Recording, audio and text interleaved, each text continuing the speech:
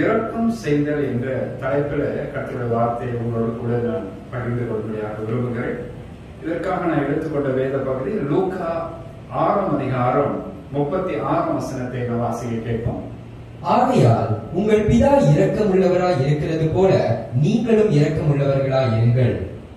உங்கள் பிதா இரக்கம் உள்ளவரா இருக்கிறது போல நீங்களும் இரக்கம் உள்ளவரா இருங்கள்.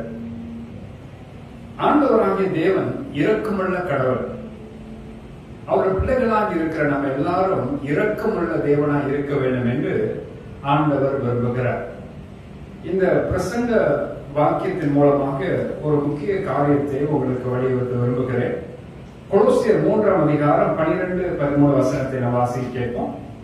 ஆகையால் நீங்கள் தேவனால் தெரிந்து கொள்ளப்பட்ட பரிசுத்தரும் பிரியருமாய் உருக்கமான இரக்கத்தையும் தயவையும் மனத்தாழ்மையையும் சாந்தத்தையும் நீடிய பொறுமையையும் தரித்துக் கொண்டு ஒருவரை ஒருவர் தாங்கி ஒருவர் பேரில் ஒருவருக்கு குறைபாடு உண்டானால் கிறிஸ்து உங்களுக்கு மன்னித்தது போல ஒருவருக்கொருவர் மன்னியுங்கள். இங்க 12ஆம் வசனத்தில் வாசிக்கிறோம், நீங்கள் தேவனால் தெரிந்து கொள்ளப்பட்ட பரிசுத்தரும் பெரியரும் உருக்கமான இரக்கத்தையும் நீங்கள் தரித்துக் கொள்ள வேண்டும் என்று வாசிக்கிறோம். 13ஆம் வசனத்துல ஒருவரை ஒருவர் தாங்கி ஒருவர் பேர் ஒருவர் குறைபாடு உண்டானால் கிறிஸ்து உங்களுக்கு மன்னிக்கிறது போல ஒருவருக்கொருவர் மன்னியுங்கள் என்று எழுதப்பட்டிருக்கிறது. ஆக நாம் தேவனால் தெரிந்து கொள்ளப்பட்ட பரிசுத்தரும் பெரியரும் உருக்கமான இரக்கத்தையும் நாம் தரித்துக் கொள்ள வேண்டும் என்று வேதத்திலே நாம் இங்கு வாசிக்கிறோம். நாம் இரக்கம் செய்தால் நம்முடைய சந்ததிக்கே ஒரு தேவ ஆசீர்வாதம் கிடைக்கும் என்று வேதாகமத்திலே வாசிக்கிறோம். நீங்கள் இரக்கம் செய்கிறவர்களாக இருப்பீர்கள் என்றால் உங்களுடைய சந்ததியை ஆசீர்வதிக்கப்படும் என்று வேத வாக்கியத்திலே நாம் வாசிக்கிறோம். 37ஆம் சங்கீதம் 26ஆம் வசனத்தை நீங்க வாசித்து பார்க்கும் பொழுது, அவன் நித்தம் இறங்கி கடன் கொடுக்கிறான், அவன் சந்ததி ஆசீர்வதிக்கப்படும் என்று எழுதப்பட்டிருக்கிறது. ஆக நீங்க இரக்கம் உள்ளவர்களாக நீங்க இருப்பீர்கள் என்றால் உங்களுடைய வாழ்க்கையில பின்னால வரக்கூடிய உங்களுடைய முழு குடும்பம் உங்களுடைய சந்ததிக்கு ஒரு தேவ ஆசீர்வாதம் சுதந்திரமாக பின்தொடரும் என்று வேதாகமத்திலே நாம் வாசிக்கிறோம். ஆகவே ஆண்டவருடைய குணலட்சணத்தில் ஒன்று அவர் இரக்கம் உள்ளவர். அவர் இரக்கமும் நீடிய சாந்தமும் மிகுந்த கிருபை உள்ள தேவன் என்று நாம் வாசிக்கிறோம். இயேசுநாதர் எப்படி இரக்கமும் மன உருக்கமும் உள்ளவராய் இருந்தாரோ அதே போல நாமும் இரக்கம் சுபாவத்தை தரித்து கொண்ட மக்களாக நாம் இருக்கும் பொழுது நம்முடைய முழு சந்ததிக்கும் தேவ ஆசீர்வாதம் பின்தொடரும் என்று இங்கு அழகாக வேத பகுதிகளை நாம் வாசிக்கிறோம். ஆகவே ஆண்டவர் இதை விரும்புகிறார். அவரும் அப்படிப்பட்ட நற்கிரைகளை செய்யும்படியாக அவர் சுற்றி திரிந்தார் என்று வேத வாக்கியத்தை நாம் வாசிக்கிறோம். இப்படிப்பட்ட பண்புகள் நமக்கு இருக்கும் பொழுது நாம் ஆண்டவருக்காக அவருடைய கற்பனைகளை கைக்கொள்வதோடு மாத்திரமல்ல அவருடைய அடிச்சுவடிகளை பின்பற்றி நடக்கிறவர்களாக நாம் காணப்படுவோம். இது குறித்து ஒரு 3 காரியங்களை உங்களோடு கூட நான் பகிர்ந்து கொள்ளும்படியாக நான் விரும்புகிறேன். ஒன்றாவது, இரக்கம் யாருக்கு செய்ய வேண்டும். இரண்டாவது, இரக்கம் செய்வதால் வருகிற ஆசீர்வாதம் என்றும். மூன்றாவது, இரக்கம் இல்லாதவர்களுக்கு வருகிற நியாய தீர்ப்பு என்ன என்று சொல்லி ஒரு 3 காரியங்களை உங்களோடு கூட நான் பகிர்ந்து கொள்ளும்படியாக நான் விரும்புகிறேன். இப்பொழுது முதல் காரியத்துக்கு நாம் வருவோம். இரக்கம் யாருக்கு செய்ய வேண்டும் என்று நாம் அறிந்து கொள்ள போகிறோம். நீதிமொழிகளின் புஸ்தகம் 3ஆம் அதிகாரம் 27ஆம் வசனத்தை வாசிக்க கேட்போம். நன்மை செய்யும்படி உனக்கு திராணி இருக்கும் போது அதை செய்ய தக்கவர்களுக்கு செய்யாமல் இராதே. இந்த வசனத்தினுடைய ஒரு மைய கருவை நீங்க பாருங்க. செய்யத்தக்கவர்களுக்கு செய்யாமல் இராதே. தேவ பிள்ளைகளாக இருக்கிற நீங்கள் நன்மை செய்யும்படி உங்களுக்கு திராணி இருக்கும் பொழுது அது யாருக்கு செய்ய வேண்டுமா? செய்யத்தக்கவர்களுக்கு செய்யாமல் இராதே என்று வேத வாக்கியத்தை வாசிக்கிறோம். காரணம் என்னவென்றால் யாக்கோபு 4ஆம் அதிகாரம் 17ஆம் வசனத்தில் வாசிக்கிறோம், ஒருவன் நன்மை செய்ய அறிந்தவனாய் இருந்தும் அதை செய்யாமல் போனா அதுவே அவனுக்கு பாவமாய் இருக்கணும். ஒருவன் நன்மை செய்ய அறிந்தவனா இருந்தும் அதை செய்யாமல் போனா அதுவே அவனுக்கு பாவமாக மாறி போகும். ஆகவே ஆண்டவர் நன்மை செய்யும்படியாக நம்மை தெரிந்து கொண்டபடினால, நீங்க நன்மை செய்யும்படி உங்களுக்கு திராணி இருக்கும் பொழுது, அதுக்கான தகுதி இருக்கும் பொழுது, அதற்கான வலிமை இருக்கும் பொழுது, அதற்கான வசதி வாய்ப்புகள் உங்களுக்கு அமைந்திருக்கும் பொழுது, அதை செய்யத்தக்கவர்களுக்கு செய்யாமல் இராதே. கண்டிப்பா நீங்க செய்யணும். ஆகவே கர்த்தர் அப்படிப்பட்ட ஒரு ஆசீர்வாதத்தினால உங்களை நிறைத்திருக்கிறார். ஆகவே உங்களால் முடிந்த வரையும் ஏழை எளிய மக்களுக்கு யாருக்கு உதவி தேவையோ, யாருக்கு இரக்கம் தேவையோ அவங்களுக்கு நீங்க கண்டிப்பா செய்யணும்னு சொல்லி ஆண்டவர் இந்த இடத்துல நமக்காக எழுதி வைத்திருக்கிறார். தொடர்ந்து ரோமர் நிருபம் 12ஆம் அதிகாரம் 8ஆம் வசனத்தை வாசிக்க கேட்போம். புத்தி சொல்லுகிறவன் புத்தி சொல்லுகிறதிலும் தரித்திருக்க கடவன், பகிர்ந்து கொடுக்கிறவன் வஞ்சனை இல்லாமல் கொடுக்க கடவன், முதலாளியானவன் ஜாக்கிரதையாய் இருக்க கடவன், இரக்கம் செய்கிறவன் உற்சாகத்துடனே செய்ய கடவன். இரக்கம் செய்கிறவன் அந்த இரக்கத்தை எப்படி செய்யணுமா? உற்சாகமா செய்யணும் அப்படின்னு சொல்றார். ஊக்கமா செய்யுங்க, முழு அன்போடு, உங்களுடைய இருதயத்தோடு, உற்சாக மனப்பான்மையோடு, உள்ளன்போடு செய்யணும் அப்படிங்கிற ஒரு மன வாஞ்சியோடு, தாகத்தோடு. இது ஆண்டவர் நமக்கு செய்திருக்கிற கிருபை. நமக்கு அதற்கான எல்லா வசதிகளையும் வாய்ப்புகளும் கர்த்தர் எனக்கு கொடுத்திருக்கிறார். ஆக அதை கண்டிப்பா நான் செய்யணும்னு சொல்லி நீங்க என்ன செய்யணும்? அதை இரக்கம் செய்யும் போது அந்த இரக்கத்தை உற்சாக மனப்பான்மையோடு உங்களை செய்ய சொல்றார். ஆமென். இப்படி நாம் செய்யும் பொழுது கர்த்தர் நம்ம மேல ரொம்பவே பிரியமா இருக்கிறார். தொடர்ந்து சகரியா 7ஆம் அதிகாரம் 9ஆம் வசனத்தை வாசித்து பாருங்க. சேனைகளின் கர்த்தர் உரைக்கிறது என்னவென்றால், நீங்கள் உண்மையாய் நியாயம் தீர்த்து அவனவன் தன் தன் சகோதரனுக்கு தயவும் இரக்கமும் செய்து. யாருக்கு நம்ம இரக்கம் செய்யணுமா? நம்மோடு இருக்கிற ஒரு சகோதரர்களுக்கு, குறைவுபட்டிருக்கிற சகோதரர்களுக்கு அவனவன் தன் தன் சகோதரனுக்கு தயவும் இரக்கமும் செய்யணும். ஆக நம்மோடு கூட இருக்கிற, ரட்சிக்கப்பட்டு நம்மோடு கூட இருக்கிற எல்லாரும் எல்லா காரியத்திலும் மேன்மையானவர்களா இருக்கிறார்கள் அப்படின்னு சொல்றதுக்கு இல்லைங்க. ஒரு சிலர் குறைபட்டிருப்பார்கள். நீங்கள் அப்போஸ்தலர் நடவடிக்கைகள் 4ஆம் அதிகாரத்தினுடைய இறுதி பகுதியும் 5ஆம் அதிகாரத்தினுடைய முதல் 1ஆம் வசனம் தொடங்கி ஒரு 5-6 வசனங்களை நீங்க வாசித்து பாருங்கள். அக்காலங்களிலே வாழ்ந்த தேவ ஜனங்கள் தங்களுக்கு உண்டானவர்களை மற்றவர்களோடு பகிர்ந்து கொண்டார்கள் என்று வேதத்தை நம்ம வாசிக்கிறோம். காரணம் என்னவென்றால், இருக்கிறவர்கள் இல்லாதவர்களுக்கெல்லாம் கொடுத்து உதவி செய்தார்கள். ஆகவே இருக்கிறவர்கள் இல்லாதவர்களுக்கு செய்யுங்க. அதுதான் எழுதப்பட்டிருக்கு. அவனவன் தன் தன் சகோதரனுக்கு தயவும் இரக்கமும் செய்யணுமா? ஏன்னா அவர்களும் கடவுளுடைய பிள்ளைகள். நாம் எல்லாம் ஒரு தாய் மக்களை போல காணப்படுகிறோம். நம்மளாம் ஒரு குடும்பம். நமக்கெல்லாம் ஒரே ஒரு பிதா, நமக்கு ஒரே ஒரு தேவன் இருக்கிறார், நமக்கு ஒரு ரட்சகர் இருக்கிறார். நம்மளாம் அவருடைய பிள்ளைகள். ஆகவே நம்ம ஒருவருக்கு ஒருவர் ஒத்தாசையாக உதவியாக இருக்க வேண்டும் என்று தேவன் விரும்புகிறார். ஆகவே இப்படிப்பட்ட காரியத்தை நம் சகோதரர்களுக்கு நாம் கண்டிப்பா செய்யணும். நம்ம சகோதரன் ஒருவன் குறைவுள்ளவனா இருக்க நீங்க காணும் பொழுது நீங்கள் இரக்கம் கொண்டு எந்த வகையில அவனுக்கு உதவி செஞ்சு அவன் கீழான நிலையில இருந்து மேல கொண்டு வரலாம் என்று யோசித்து பாருங்க. ஏனென்றால் நாம் எல்லாம் ஒரு குடும்பம். நாமெல்லாம் தேவனுடைய பிள்ளைகள், நம்மளாம் கர்த்தருடைய ஜனங்கள், நம்மளாம் ஒரே தேவனை ஆராதிக்கிறோம். ஆகவே ஒரு நம்முடைய சகோதரன் குறைவுபட்டிருக்கும் பொழுது நாம நிறைவாய் இருக்கிறதை நாம் இருக்கும் பொழுது அவங்களுக்கு நிச்சயமா அந்த குறைவை நாம் நிறைவாக்க வேண்டும் என்று இங்க வேத வசனங்களை நாம் வாசிக்கிறோம். ஆகவே எந்த அளவுக்கு நமக்கு அவங்களுக்கு உதவி செய்யலாம் என்று யோசித்து பாருங்க. உங்களால் முடிஞ்ச அளவுக்கு அவங்களுக்கு செய்ய பாருங்க. கர்த்தர் உங்களுக்கு கூட இருப்பார். 4வது காரியமாக நீதிமொழிகள் 14ஆம் அதிகாரம் 21ஆம் வசனத்தை பாருங்க. தரித்திரனை ஒழுக்குகிறவன் அவனை உண்டாக்கினவரை நிந்திக்கிறான், தரித்திரனுக்கு தயை செய்கிறவனோ அவரை கனம் பண்ணுகிறான். இங்க நாம் பார்க்கிறோம், ஏழை எளியவர்களுக்கு நம்மளால கூடுமானவர்கள் என்ன செய்ய முடியுமோ அதை நாம நம்மளுடைய திராணிக்கு தக்க விதத்துல கடவுள் செய்ய சொல்ற.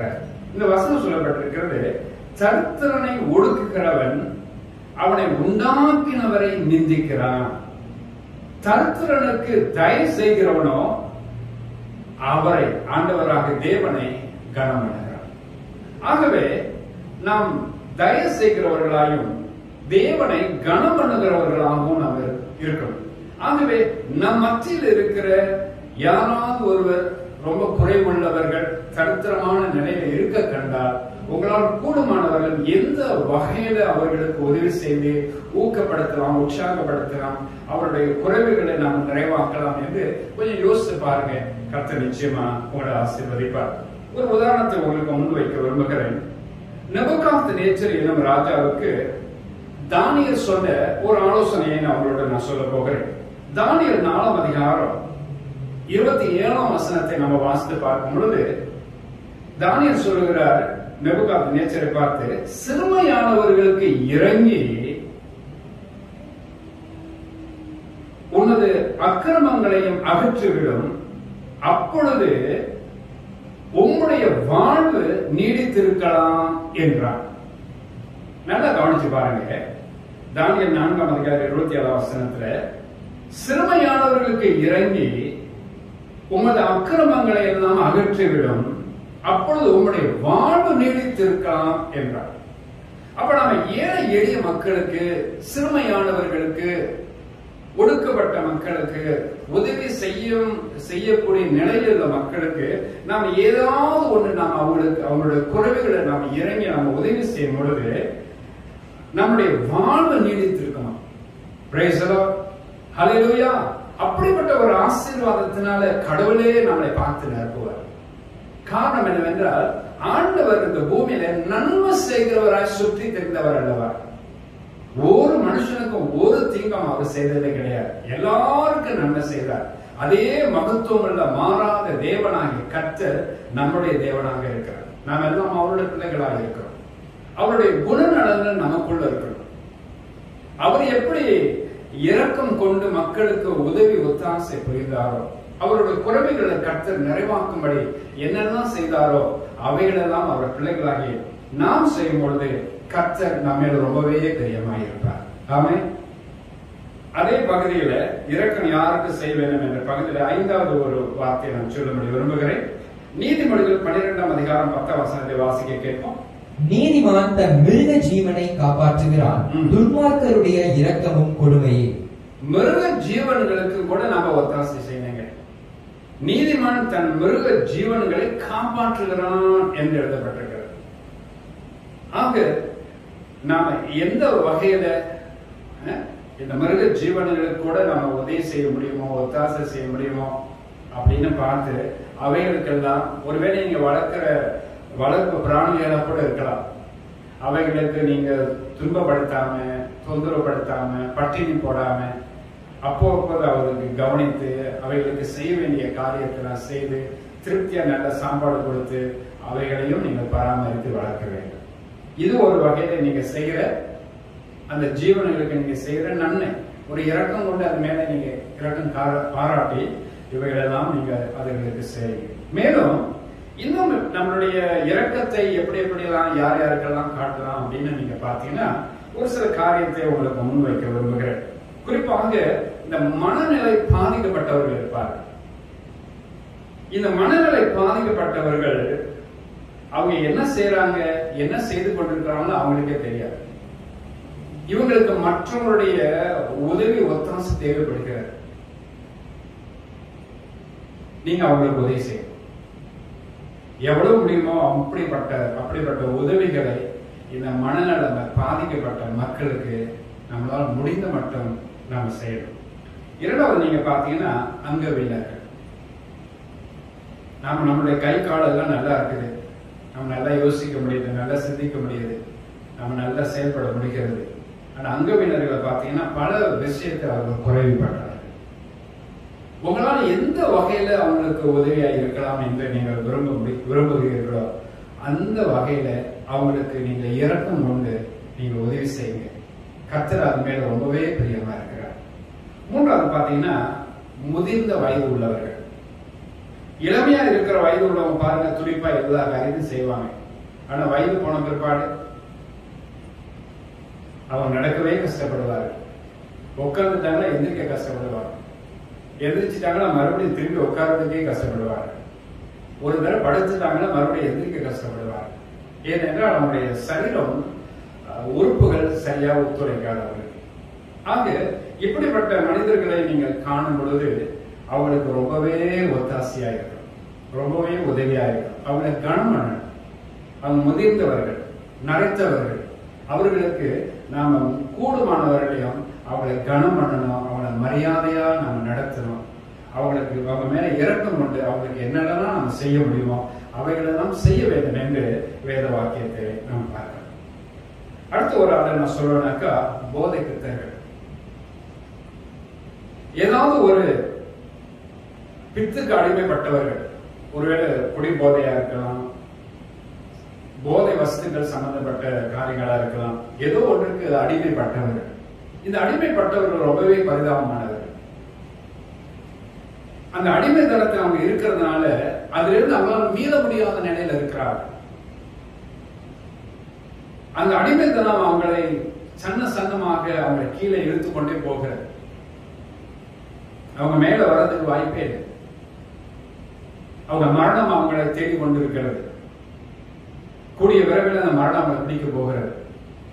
இப்படிப்பட்ட மக்களை நீங்கள் காணும் பொழுது அவங்க மேல இரக்கம் கொண்டு அவங்களுக்கு நீங்க உதவி செய்யலாம். எப்படி ஒருப்பட்ட உதவி செய்யணும்னாக்கா, போதை பித்தர்களுடைய மறுவாழ்வு மையங்கள் உண்டு. அப்படிப்பட்ட இடங்களுக்கு அவங்களை வழி நடத்தலாம். ஒருவேளை அவங்க நம்மளுடைய கண்காணிப்புல அவங்களை வைத்து பாதுகாக்க முடியாத சூழ்நிலை இருக்கிற பட்சத்துல நீங்க என்ன செய்யலாம்னாக்கா, போதை பித்தருடைய மறுவாழ்வு மையங்களுக்கு அவங்களை நடத்தி அதன் மூலமாக அவங்களை அந்த நிலையிலிருந்து வெளியில வருவதற்கு எந்தெந்த வகையிலெல்லாம் நாம அவங்களுக்கு ஒத்தாசையா இருக்க முடியுமோ அப்படியெல்லாம் நமக்கு உதவி செய்யலாம். இப்படி நீங்க செஞ்சு பாருங்க, ஆண்டவர் ரொம்பவே உங்க மேல பிரியமா இருப்பார்.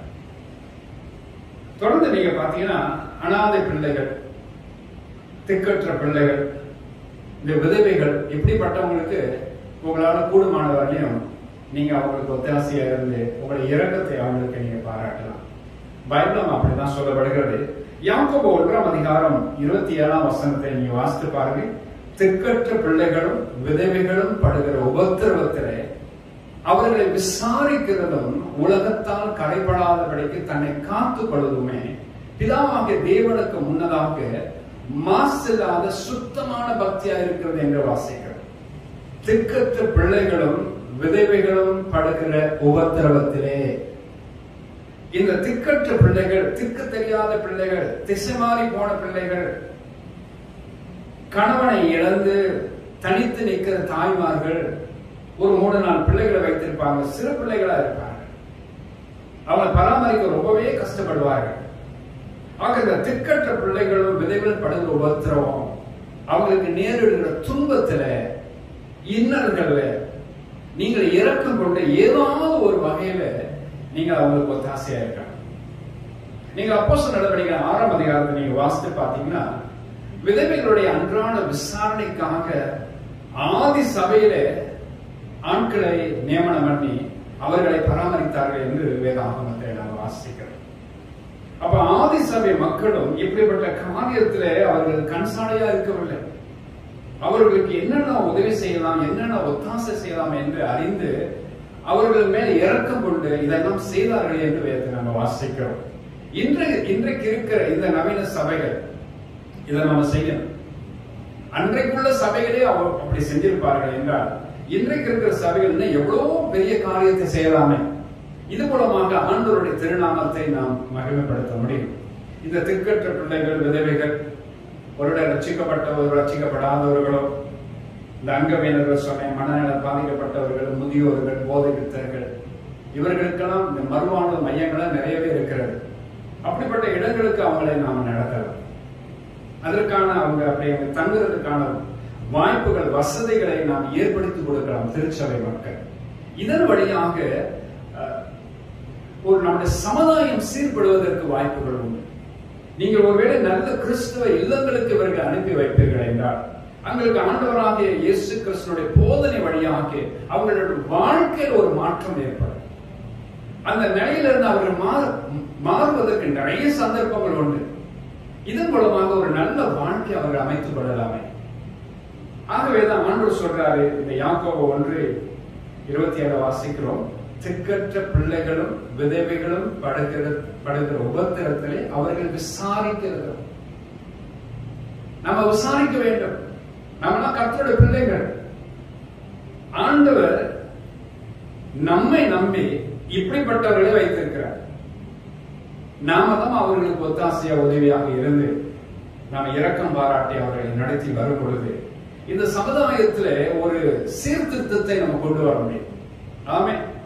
இதை நம்ம செய்யாமல் போனால் நம்முடைய சமுதாயமே சீர்கட்டு போவதற்கு கிறிஸ்தவர்களா இருக்கிற நாம் காரணமா இருக்கிறோம். நாம் ஒரு பக்கம் கண்ணை மூடிக்கொண்டிருக்கிறது போல ஆயிரும். யார் எக்கெடு கெட்டு போனாதான் எனக்கு என்ன அப்படிங்கிற மாதிரி ஆயிரும். அதற்காக ஆண்டவர் நம்ம தெரிந்து கொள்ளவே நற்கிரியை செய்யும்படியாக கிறிஸ்து இயேசுவுக்குள் ஆண்டவர் நம்ம பிடித்திருக்கிறார். ஆமென்.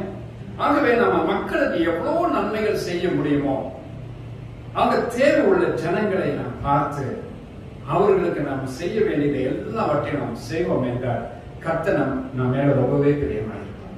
கர்த்தர் நம்மளுக்குள்ள இருப்பாராக. இரண்டாவது காரியமாக இரக்கம் செய்வதால் வருகிற ஆசீர்வாதத்தை குறித்து உங்களோட கூட நான் பேசும்படி விரும்புகிறேன். ஒரு வசனத்தை எடுத்து வாசிப்போம். மத்தேயு சுவிசேஷம் 5ஆம் அதிகாரம் 7ஆம் வசனத்தை வாசிக்க கேட்போம். இரக்கம் உள்ளவர்கள் பாக்கியவான்கள், அவர்கள் இரக்கம் பெறுவார்கள். இரக்கம் உள்ளவர்கள் பாக்கியவான்கள், அவர்கள் இரக்கம் பெறுவார்கள். Praise the Lord. நீங்கள் இரக்கம் கொண்டு யாருக்காவது ஒருவருக்கு உங்களுடைய இரக்கத்தினாலே நீங்கள் உதவி செய்ய பாருங்க. ஆண்டவர் உங்களை பார்த்து என்ன செய்ய சொல்றாரு? நீங்க இரக்கம் பெறுவீங்க. Praise the Lord. தேவனால நீங்க இரக்கம் பெற்று உங்களுடைய தேவைகள் நீங்கள் சொல்லாமலேயே ஆண்டவர் அந்த தேவையெல்லாம் சந்திப்பார். ஆகவேதான் இரக்கம் உள்ளவர்கள் பாக்கியவான்கள். நீங்கள் இரக்கம் செய்கிற மனுஷர்களா இருப்பீர்கள் என்றால் உங்களை பார்த்து ஆண்டவர் சொல்றாரு, நீங்க பாக்கியவான்களா, நீங்கள் பாக்கியவதிகளா. காரணம் என்னவென்றால் நீங்கள் இரக்கம் உள்ளவர்கள். நீங்கள் இரக்கம் செய்கிறபடினால ஆண்டவர் சொல்றாரு, நீங்கள் இரக்கம் பெறுவீர்கள். Praise the Lord. இரண்டாவது வசனத்தை நீங்க பாருங்கள். நீதிமொழிகள் 11ஆம் அதிகாரம் 17ஆம் வசனத்தை வாசிக்க கேட்போம். தயையுள்ள மனுஷன் தன் ஆத்துமாவுக்கு நன்மை செய்து கொள்ளுகிறான், கடூரனோ தன் உடலை அலைக்கழிக்கிறான். தயை உள்ள மனுஷன் தன் ஆத்துமாவுக்கு நன்மை செய்கிறார். நீங்க இரக்கம் நீங்க செய்கிற அந்த குணநலம் உங்களுக்குள்ள இருக்கும் என்றால் ஆண்டவர் உங்களை பார்த்து சொல்றாரு, உங்களுடைய ஆத்மாவுக்கு நீங்க நன்மை செய்றீங்க.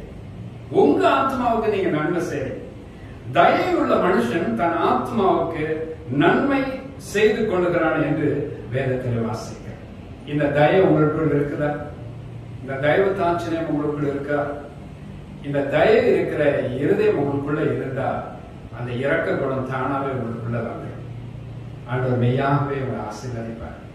இந்த உலகத்துல ஒரு கூட்ட மக்கள் குறைவுள்ளவர்கள் இருக்கவே செய்யறாங்க. தேவ ஜனங்கள் தேவனை ஆண்டவர் நம்ம தெரிந்து கொண்ட நோக்கம் என்ன தெரியுங்களா? அப்படிப்பட்ட குறைவுள்ளவர்களை நீங்க காணும் பொழுது அவங்களோட குறைவுகள்ல நீங்கள் ஒத்தாசையா இருக்கணும், நீங்க உதவியா இருக்கணும். அந்த குறைவை நிறைவாக்க பாருங்க. அவர்களும் தேவனுடைய பிள்ளைகள் தானே. அவர்கள் நம்மோடு கூட இணைந்து ஆண்டவருடைய திருநாமத்தை மகிமைப்படுத்தக்கூடியவர்கள் தானே. நீங்க செய்ய பாருங்க. கர்த்தர் மெய்யாக ஆசீர்வதிப்பார். மூன்றாவதாக நீதிமொழிகள் 20ஆம் அதிகாரம் 28ஆம் வசனத்தை வாசிக்க கேட்போம். தயையும் சத்தியமும் ராஜாவை காக்கும், தயையினாலே தன் சிங்காசனத்தை நிற்க பண்ணுவான். இங்கு ஒரு அழகான ஒரு சத்தியத்தை ஆண்டவர் நம்ம இடத்துல பேசுகிறார். தன் சிங்காசனத்தை நிற்க பண்ணுவான் என்று எழுதப்பட்டிருக்கிறார். அப்படி என்றால் தயையும் சத்தியமும் ராஜாவை காக்கும். உங்களுடைய சிங்காசனம் நிலை நிற்குங்க. உங்களுடைய ஸ்தானம் நிலை நிற்கும். நீங்க எந்த ஸ்தானத்தில் இருக்கிறீங்களோ அந்த ஸ்தானம் உங்களை விட்டு போவார். அந்த ஸ்தானத்தை நீங்க தற்காத்துக் கொண்டீர்கள். நீங்க இருக்கிற நிலையை தற்காத்துக் கொள்ளுங்க. இதை விட இன்னும் மேலான நிலைமையில நீங்க வருவீங்க. காரணம் என்ன தெரியுங்களா? உங்களுக்குள்ள அந்த இரக்கம் இருக்கு.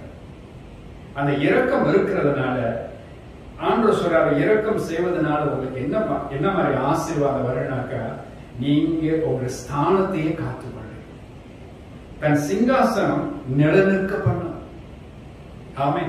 அப்படிப்பட்ட ஒரு ஆசீர்வாதம் கர்த்தராகிய தேவனாலே உங்களுக்கு கொடுக்கப்படுகிறது. இதை நீங்க நம்ம எல்லாரும் பெற்றுக்கொள்ளணும். ஆமென்.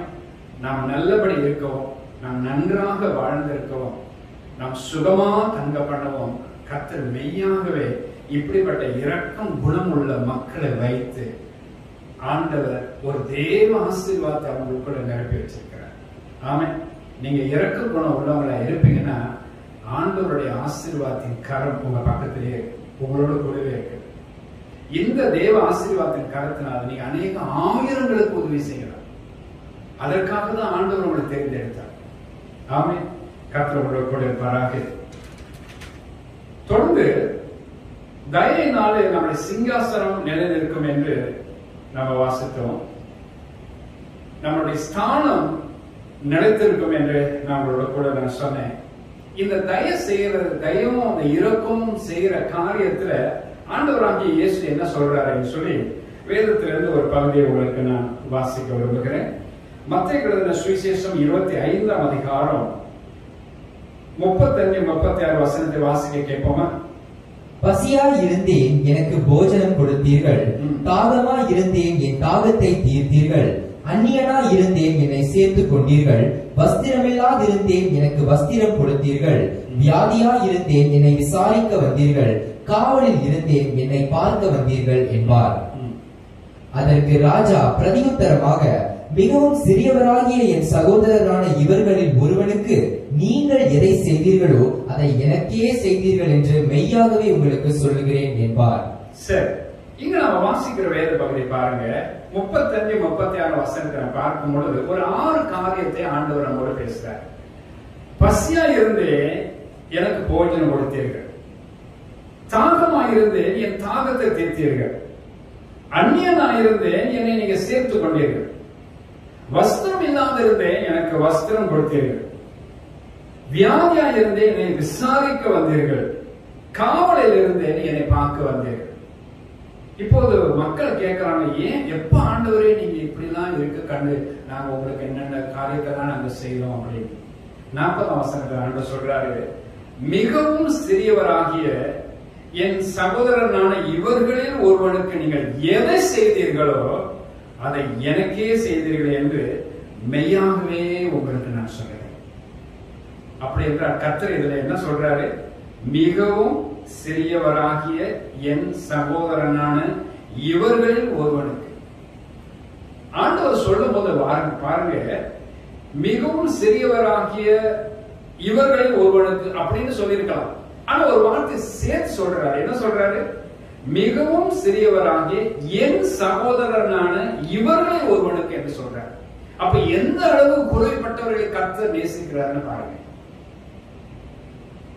எந்த அளவுக்கு குறைப்பட்டிருக்கிற மக்கள் மீது ஆண்டவர் கர்சனை கொண்டவராக இருக்கிறார். அவனை பார்த்து சகோதரன் என்று சொல்லுகிறார்.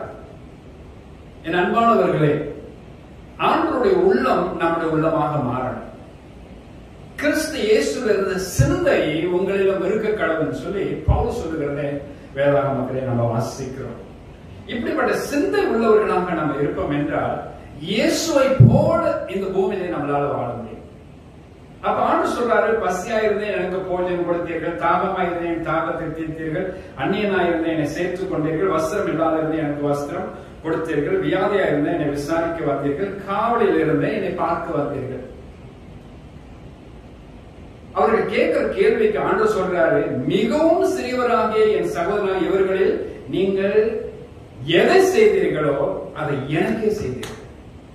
இந்த பூமியில ஒரு ஒரு கீழான நிலைமையில இருக்கிற ஒரு மனுஷனுக்கு, ஒரு தாழ்ந்த நிலையில இருக்கிற ஒரு மனுஷனுக்கு, ஒரு குறைவுபட்ட ஒரு மனுஷனுக்கு நீங்க என்னென்னலாம் செய்தீர்களோ அதை யாருக்கு செய்தீர்கள் தெரியுமா?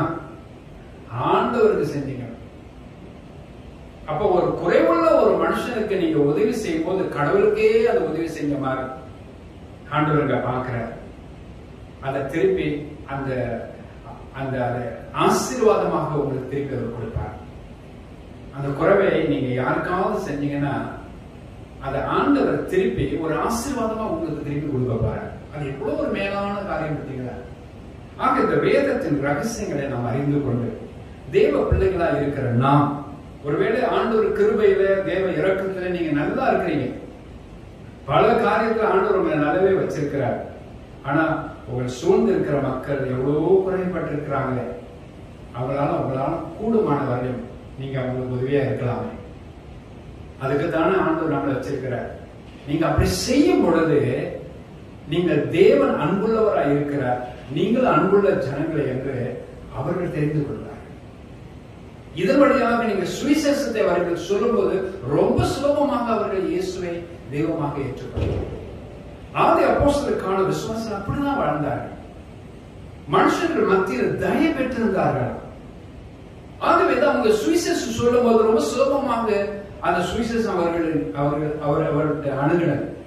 அவர்களும் இயேசுவை தெய்வமாக ஏற்றுக்கொண்டார்கள். இதன் வழியாக அக்காலத்து சபைகள் நாளுக்கு நாள் வளர்ந்து பெருகிற்று என்று வாசிக்கிறோம். இப்படிப்பட்ட நன்மைகளை இந்த நாட்டிலே நாம் செய்கிறோமா? கொஞ்சம் யோசித்து பாருங்க.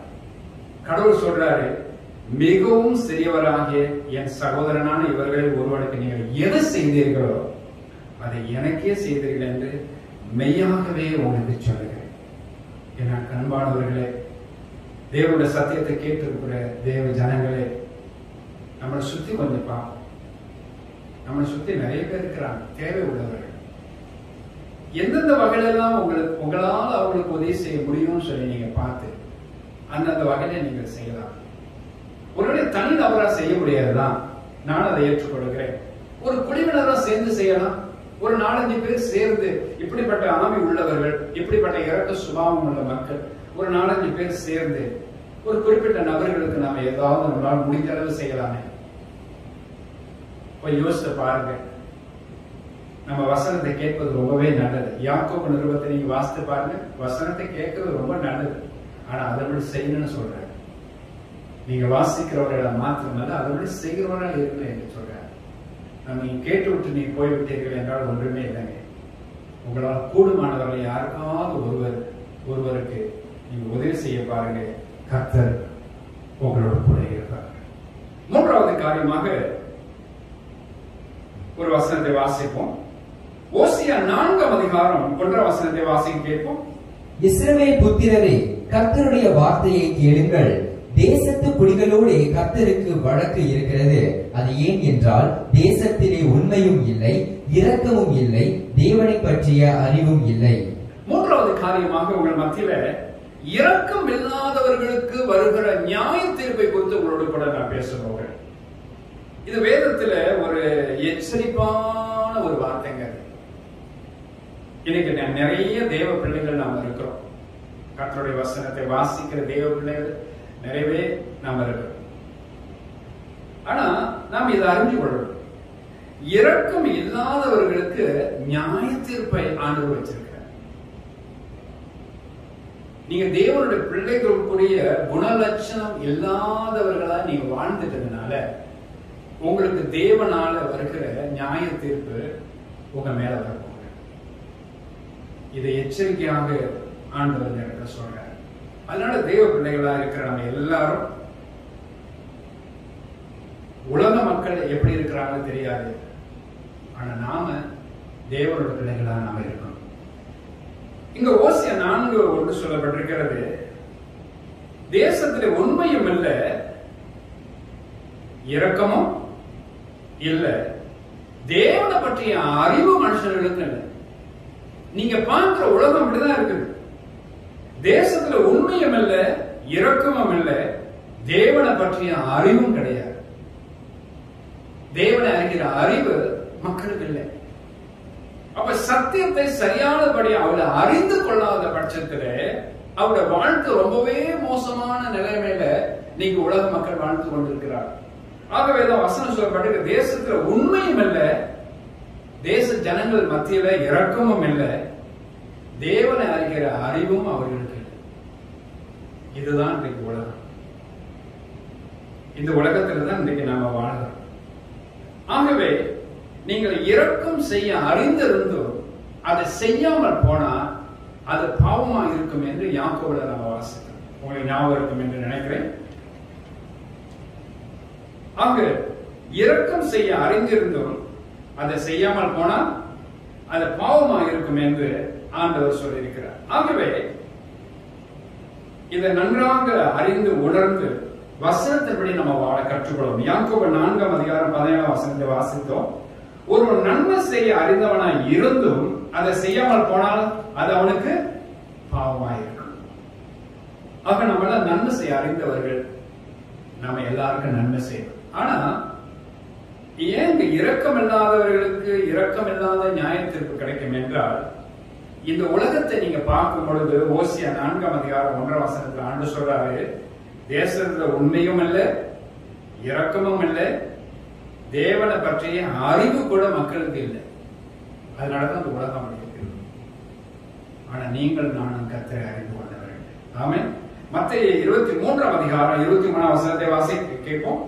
மாயக்காரராகிய வேத பாரகரே, பரிசேயரே, உங்களுக்கு ஐயோ! நீங்கள் ஒர்த்தலாமிலும் வெந்தயத்திலும் சீரகத்திலும் தசம பாகம் செலுத்தி நியாய பிரமாணத்தில் கற்பித்திருக்கிற விசேஷித்தவைகளாகிய நீதியையும் இரக்கத்தையும் விசுவாசத்தையும் விட்டுவிட்டீர்கள்.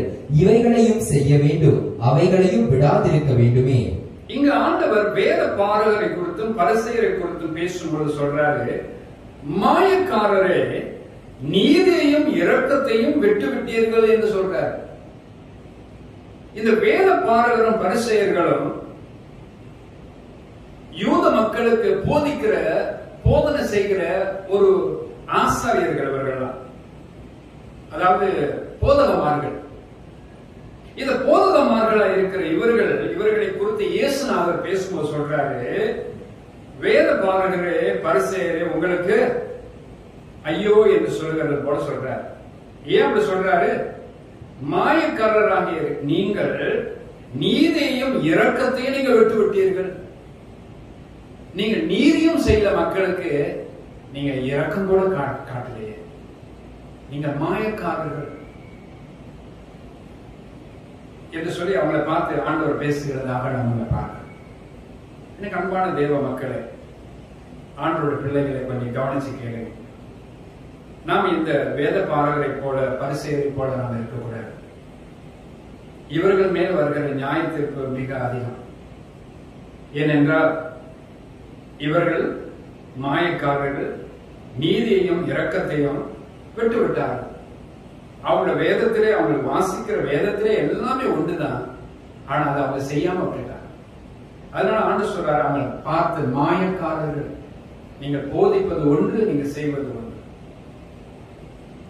நீங்க போதிப்பது கர்த்தருடைய வார்த்தையா இருக்கிறது, ஆனா அதன்படி நீங்க செய்யறது இல்லை. நீங்க மாயக்காரர்கள் என்று அவங்களை பார்த்து சொல்லுகிறார். தொடர்ந்து யாக்கோபு 2:13 வாசிக்க கேட்போம். ஏனென்றால் இரக்கம் செய்யாதவனுக்கு இரக்கமில்லாத நியாய தீர்ப்பு கிடைக்கும், நியாய தீர்ப்புக்கு முன்பாக இரக்கம் மேன்மை பாராட்டும். யாக்கோபு 2:13 வாசிக்கிறோம். இரக்கம் செய்யாதவனுக்கு இரக்கமில்லாத நியாய தீர்ப்பு கிடைக்கும். யார் ஒருவர் இந்த பூமியில இரக்கம் செய்யலையோ, இங்க பாருங்க, நீங்க தேவ பிள்ளைகள், கர்த்தருடைய வேத வசனங்கள் எல்லாம் நன்றாக அறிந்து நீங்கள் அறிந்தவர்கள், இந்த பிரசங்கத்தை நீங்க கேட்டவர்கள், நீங்க இரக்கம் நீங்க செய்யலன்னா ஆண்டவர் சொல்றாரு, தேவையுள்ள மக்களை நீ அணுகி அவங்களுக்கு உங்களால கூடுமானவர்களையும் உங்களால முடிஞ்ச அளவும் அவங்களுக்கு நீங்க உதவாமல் போனால், அவங்களுக்கு ஒத்தாசையாம இருக்காமல் போனால், அவர்களுடைய குறைவுகளை நீங்கள் நிறைவாக்காமல் போனால், அந்த தருத்தர நிலைமையில் அப்படியே அவர்களை விட்டு விடுவீர்கள் என்றால், உங்களை பார்த்து ஆண்டவர் சொல்றாரு, இரக்கம் செய்யாதவனுக்கு இரக்கம் இல்லாத நியாய தீர்ப்பு கிடைக்கும். இதுக்காவது அஞ்சி, இந்த வசனத்துக்கு அஞ்சி பயந்தாவது நம்ம என்ன செய்யணும்? ஆண்டவருடைய வார்த்தைக்கு உணர்ந்து, வேதத்துல நமக்கு ஆண்டவர் என்ன எழுதி வச்சிருக்கிறாரோ அதை நாம செய்யணும். அப்ப இரக்கம் இல்லாதவனுக்கு இரக்கமில்லாத நியாய தீர்ப்பு கிடைக்கும். எனக்கு அன்பானவர்களே, நம்மளாம் தேவனை அறிந்து தேவனுக்கு உண்மை உள்ள பரிசுத்த மனவாட்டியாக இந்த பூமியில நாம் வாழ்ந்து கொண்டிருக்கிறோம். முடிவாக ஒரு வார்த்தையை நான் சொல்லி நான் முடிக்கும்படி விரும்புகிறேன். வேத வாக்கியத்தை நீங்க வாசித்து பார்த்தீங்கன்னா, யாக்கோபு 2:13 ஒரு பகுதி எழுதப்பட்டிருக்கிறது. நியாய தீர்ப்புக்கு முன்பாக இரக்கம் மேன்மை பாராட்டும். நியாய தீர்ப்புக்கு முன்பாக இரக்கம் மேன்மை பாராட்டும். ஒரு காலம் ஒண்ணு வருங்க, நாம எல்லாம் வெள்ளை சிங்காசனத்துக்கு முன்னுக்கு ஆண்டு சமூகத்துல போய் நிக்கணும். ஆனா அந்த காலத்துல நீங்க செய்த மிகுதியான இரக்கத்தை ஆண்டவர் பார்ப்பார். இப்ப நீங்க இறக்க செய்றீங்க தானே, இறக்க செஞ்சு கொண்டிருக்கீங்க தானே, தேவையுள்ள மக்களுக்கு ஒத்தாசை உதவி பண்ணிட்டு தானே இருக்கிறீங்க, குறைவுள்ள மக்களுக்கு நீங்க உங்களால் முடிஞ்ச அளவு செஞ்சுட்டு தானே இருக்கிறீங்க. அதெல்லாம் கர்த்தர் அறிவார். அந்த வெள்ள சிங்காசனம் முன்னுக்கு உங்களை நியாயம் தீர்க்கும் பொழுது ஆண்டவர் சொல்றாரு, நியாய தீர்ப்புக்கு முன்பாக இரக்கம் மேன்மை பாராட்டணும்.